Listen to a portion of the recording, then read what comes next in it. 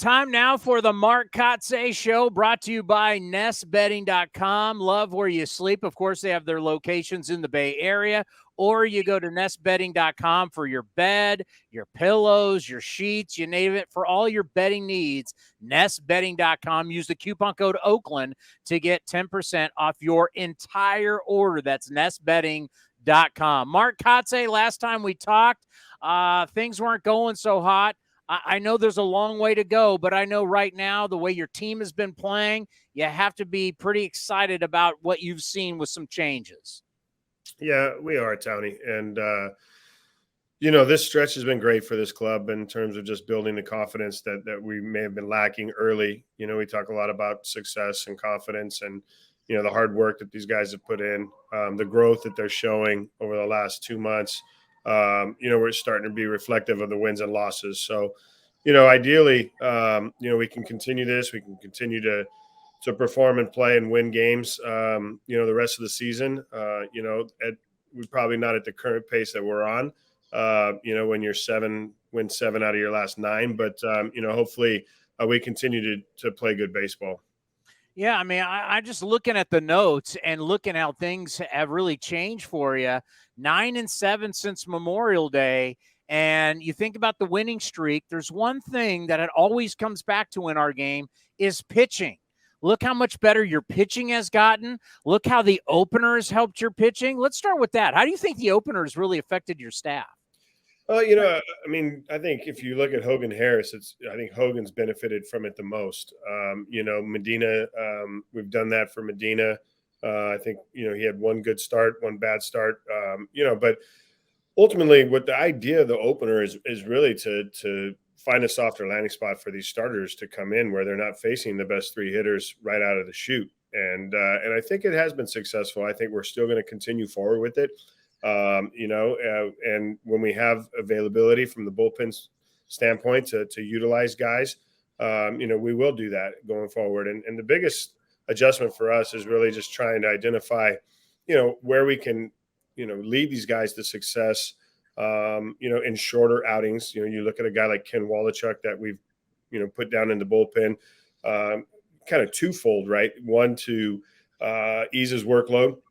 Because, if you look at our rotation, there's not a single starter that's pitched for a full season in the big leagues and made 30+ starts. That's real. And then on the secondary side, Ken's succeeding right now. He's doing well with these shorter outings and coming off last outing, the 3-inning, save that I think set a record for Oakland, baseball in terms of performance and numbers. He had an eye-opening that, hey, my changeup is real. I can throw my changeup and be confident in it. So, well, and I think about Dick Williams back in the day where he knew he had this guy named Raleigh Fingers that he could bring in for 2 innings, 3 innings. How does that feel when you got a reliever that you're not saying, hey, I just got to get him through the 8th or the 7th? I can bring this guy in 7th or 8th, and he can take this thing to the house.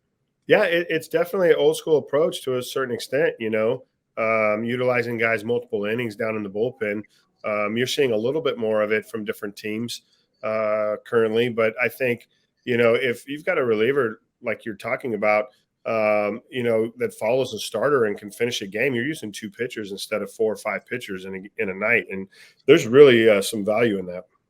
We got the U.S. Open going down in Los Angeles at Los Angeles Country Club. And speaking of golf, it kind of reminds me of the opener. It's like in golf. If you could guarantee me that I go out there and I get maybe par on the first 2 or 3 holes just to settle me for the rest of the round to set it up, that's kind of how I see the opener. It's like you go out, just settle the game in, where all of a sudden you get a couple outs. Now you bring somebody else in, but it just kind of settles the team. Would you say that's kind of how the opener feels? It just kind of get your feet under you to start the game? Yeah, that's a good analogy. I mean, I would take par in the first 4 and then go to the meat of the course. And when you look up, you're at 16 and you've got still a 3-stroke lead. That'd be great. And I think for like you're talking about it, it definitely is a good feeling when the opener goes out and is successful, right? And then the starter comes in and you look up and that starter is at 65 pitches and we're in the 6th inning of the game. and he's performing, and you can continue with him. And now you're into the 7th or 8th inning. So yeah, there's multiple ways to look at it and to paint the picture. But I think, for us right now, it's the main thing it's doing is it's allowing these young starters, like you said, to get a comfortable landing spot coming into a game. You've dealt with a lot of injuries. You've had some guys start to come back. You're going to have more coming back. What does that mean for your ball club going forward, that you're kind of getting somewhat of the group back together and more's coming? Yeah, if you're talking in terms of the pitching side, Kirby Sneed's out on a rehab assignment. Recently, acquired Freddie Tarnock is also out. We've got Zach Jackson starting to throw. We've got, a few other guys, Mason Miller, Danny Jimenez. So these guys are starting to make a lot of progress, and that's a good sign. The more pitching depth we can create and we can have in this organization, obviously for me, the more comfortable it is and the more success, in my opinion, that we'll have going forward. When you think of all the hard work, because, the one thing about A's Cast Live is the fact that we're always out there early and we get to see all the hard work your players and your coaches are putting in. It's a lot of sleepless nights. It's a lot of hard work getting there early, trying to turn this thing around. When you have a winning streak, what does that do for the players? What does it do for your coaching staff when you kind of get basically rewarded for all that hard work? No, you just said it. You do get rewarded, and it brings a piece about how the processes, right? We talk a lot about our processes. We talk about the guys working towards getting better, and when they don't see the success in competition, it's hard to stay with those processes. So again, our message is that time is our ally. We're going to continue to grind, that we're going to continue to try to change this narrative that surrounds this ball club from a performance-based standpoint. And, hopefully, we're going to keep our heads down until the finish line. And when we look up, the progress we've made, we'll evaluate it and move forward. I don't think I've ever asked you about him, but I know Ryan Noda was a guy that when I met him in spring, I went, wow. Ton of confidence here. I love that because you need that confidence. You had that confidence. You got to have it to compete at this level. He just needed an opportunity, and we saw that he's really good defensively. He's a big guy that can run. We see that he's got a very mature eye at the plate. Just need to see whether he's going to be able to swing it and start driving baseballs. And so you just month after month after month, I mean, you look up and he's still got an 850-plus OPS, and we're in the middle of June. It's really impressive. Talk about what you've seen this almost first half of baseball from your first baseman, your young first baseman. You just described it pretty well. He came as advertised in terms of the eye at the plate, the ability to get on base. We've seen some growth in his, aggression and aggressiveness, in certain count situations, but that hasn't taken away from his zone discipline. So, for Ryan, when you talk about confidence, and for those that really follow A's baseball, those that are watching this broadcast, he was on MLB, I believe, yesterday morning. Yeah. And sported some sunglasses during that interview. So there's some definite confidence, and he did maybe get a little ridiculed for that, flamboyancy on, but hey, I'll take it. Hey, you go out and you perform, you go play, and you're putting up numbers like that, you can do what you want, right? Yeah, and I think another guy in June, Jace Peterson, the run he has been on starting in Pittsburgh. Talk about what he's been able to do for your ball club. Yeah, no, it's been fun to watch Jace.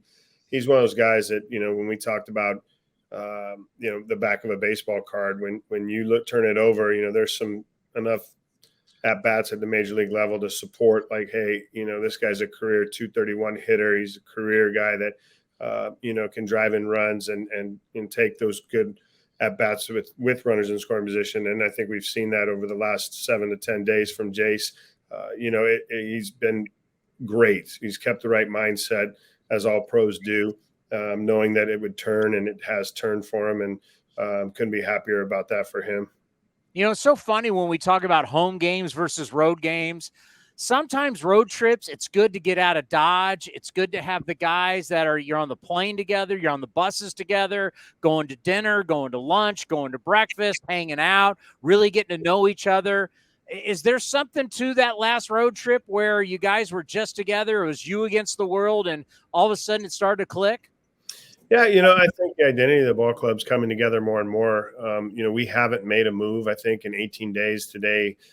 We have to make a move based on injury with Richard Lovelady coming out of the game yesterday. Chad Smith will be joining us. But one of those, I think that's a product of not, making a move and keeping these guys together. And really, I think them finding themselves, and the confidence that we've gained from that road trip in Pittsburgh, beating a first-place team, going on to Milwaukee, beating another. At the time, Milwaukee was in first place in the Central. So, and then coming home against a good Rays team, we played really good baseball. And the growth that I talked about at post-game yesterday, we went into Tampa early on and we got embarrassed. And there wasn't anything that we did well for that 3-game series. And it showed in all facets. And, we go into a 4-game series against them and come out, splitting the series with a real chance to win yesterday with the bases loaded. If, that ball goes through, Walls doesn't make a play. So there's been a lot of growth. And if you look at it from that standpoint, you're going to have the right mindset going forward with this club. I haven't seen the report yet on Lovelady. He'd been throwing the ball real well for you. It didn't look good, him coming out of the game yesterday. Can you give us an update? Yeah, I don't think it's anything that's going to be longer than 15 days. So, I don't have the exact terminology for the injury, but I know that the MRI was pretty clean. So we're real thankful for that and real happy for Love to get that diagnosis as opposed to the opposite. Let's end on this because the College World Series is starting today. Obviously, this interview is going to run throughout the week. Stanford is there. College World Series means a lot to all of us who played college baseball at one point, especially to you, who's someone who knows what it's like to win it all, to be a national champion, and to be an All-American and a Golden Spikes guy. You had a long career in Major League Baseball, but just talk about what that experience was like for you. Cal State Fullerton winning the national title, Omaha. It's like a college baseball world. It's unbelievable. Tell us about the experience. No, you described it perfectly. It's an unbelievable experience as a young adult. Kids are 18 to 21 years old. You're going to Omaha. You're playing the biggest stage, that's possible. And the reflection on Omaha is the people of Omaha are amazing. They go out, they support it. I mean, it's incredible, the amount of support and the energy that packs itself inside that stadium. For me, winning it and being a part of that team in 1995, that we were number one in the country for most of the year, and that was a tough expectation level to go into Omaha and win. And I think LSU may be that same kind of team going in, or Wake Forest, or no, it's not Wake Forest. Is it West Virginia that's won, or is it Wake Forest? Wake Forest, right? I haven't followed it like exactly, but those expectations are real, and it's just exciting. I hope that everybody gets a chance to watch at least one of those games and sees the passion and the just the level of play that exists on that stage. Well, your 1995 team is considered arguably the greatest college baseball team of all time because after your last loss in conference, you didn't lose again. You ran the table all the way to the championship. By the way, who was that last loss against? It was UNR at UNR. I believe it was San Jose State, I thought. Was it really? Are you sure? Yeah. Were you on that team? We beat you on that Sunday when Mark Langston came down, former San Jose State Spartan, and talked to us before the game. There you go. Okay. See, I don't remember, a lot of that. I don't remember the stuff that doesn't matter. Of course you don't. Hey, it's great to be back. It's great to see win it. And you know what? I can see it in your face in the press conferences. It's just life is better when you win at the big league level. It's that simple. It is different. And, you look great. Your tan looks great. I mean, Maui must have been amazing. So slightly jealous of that as well. All right, buddy. Be well. We'll talk to you next week. All right, Tony. Take care.